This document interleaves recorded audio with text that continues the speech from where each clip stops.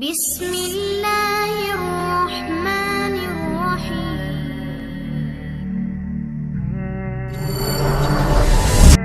আজ দুনিয়ার মধ্যে যখন কেউ টাকাওয়ালা হয়ে যায়, যখন কেউ ক্ষমতা পেয়ে যায়, যখন কেউ অল্প সময়ের ভিতরে প্রভাবশালী হয়ে যায়, তখন এই ব্যক্তিগুলোর মাঝে সাধারণ মানুষ কখনো ঠাঁই পায় না। তারা সর্বদার জন্য তাদের হাতে নির্যাতনের শিকার হয়, জুলুমের শিকার হয়, সর্বদার জন্য তারা তাদের মাঝে লাঞ্ছিত এবং বঞ্চিত হয়ে পড়ে। এই জন্য আমি বলবো, যারা প্রভাবশালী হয়েছি, যারা ক্ষমতা পেয়েছি, যারা আমরা পদ পেয়েছি, দল পেয়েছি, এ ভাই, এই দুনিয়াটা থাকার জায়গা নয়, অস্থায়ী একটা জায়গা, ক্ষণস্থায়ী একটা জায়গা। এই জায়গাটার ভিতরে আমরা এসেছি মাত্র শুধুমাত্র আল্লাহ তাআলা কিছু সময়ের জন্য। আমরা মুসাফির, আমরা এক সময় এই দুনিয়া থেকে আমাদের চলে যেতে হবে।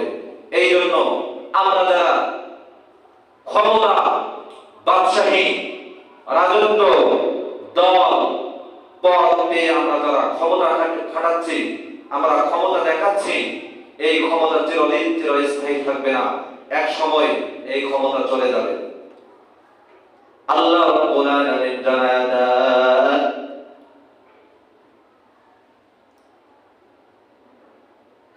তুতিল মুলকা মান তাশা ওয়া তুইজ্জু মান তাশা ওয়া তুযিল্লু মান তাশা বিয়াদিকাল খায়র ওয়া হুয়া আলা কুল্লি শাইইন কাদির। আল্লাহ রাব্বুল আলামিন পবিত্র কালামের মধ্যে জানায়া দেন, আমি আল্লাহ তাআলা গোটা পৃথিবীর অধিপতি এবং মালিক, স্রষ্টা। আল্লাহ রাব্বুল আলামিন জানায়া দেন, আমি গোটা পৃথিবীর মালিক, আমি গোটা দুনিয়ার রব, আমি সব কিছুই আমি রব্বে কারীম সৃষ্টি করেছি।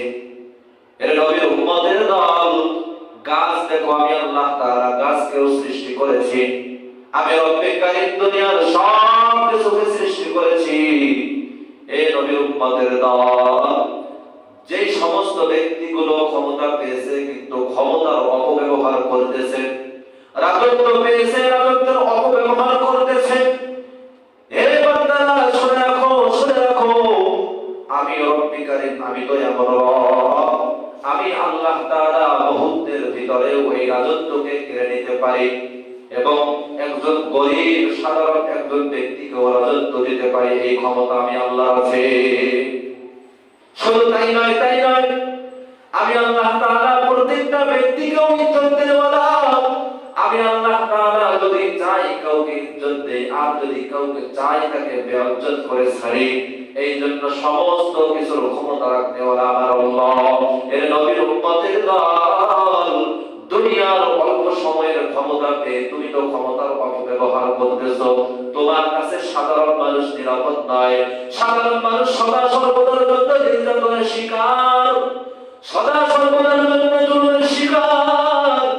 এই নবীর উম্মতের দল, তোমরা যারা পদ পেয়ে, দল পেয়ে, ক্ষমতা পেয়ে ক্ষমতার অপব্যবহার করতেছো, রব্বে কারীম কাল কিয়ামতের ময়দানে তোমাকে জিজ্ঞাসাবাদ করবে। আমি রব্বে কারীম, আমি আল্লাহ তোমাকে মায়া করে, দয়া করে তোরে তো ক্ষমতা দিয়েছিলাম, ক্ষমতার অপব্যবহার কেন করেছো? তুমি কি জনগণের সুন্দর সেবা করতে পারছো কি পারছো না? সেদিন কি বলবা? সেদিন তো কোনো উত্তর থাকবে না। ও ক্ষমতাশালী ব্যক্তিরা, ও মুসলমান ভাই, ও দলীয় লোকেরা, শুনে রাখো, শুনে রাখো, ও গ্রামের নেতা, শুনে রাখো, সেই দিন কোনো জবাব থাকবে না। আল্লাহ রাব্বুল আলামিন পবিত্র কালামুল্লাহ শরীফের মধ্যে জানায়া দেন, আফা হাসিবতুম আন্নামা খালাকনাকুম আবাসাও ওয়া আন্নাকুম ইলাইনা লা তুরজাউন।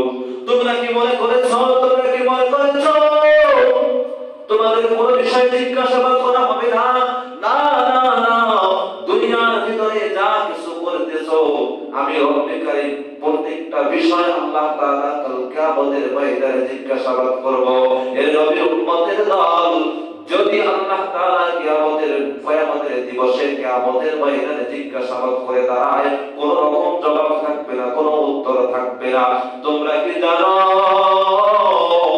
তোমার কত কত রাজা বাদশা কত বাদশাহিত্ব ছেড়ে দিয়ে তারা শেষ হয়ে গিয়েছে, ধ্বংস হয়ে গিয়েছে।